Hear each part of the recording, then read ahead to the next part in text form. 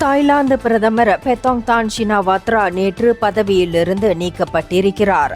Thailand அரசமைப்பு நீதிமன்றம் அவரை பதவி நீக்கம் செய்து அளித்த தீர்ப்பு அந்நாட்டில் பெரும் பரபரப்பை ஏற்படுத்தியுள்ளது. அவர் நெறிமுறைகளை மீறியதாகவும் நேர்மையின்றி நடந்து கொண்டதாகவும் நீதிமன்றம் தீர்ப்பு கூறியிருக்கிறது.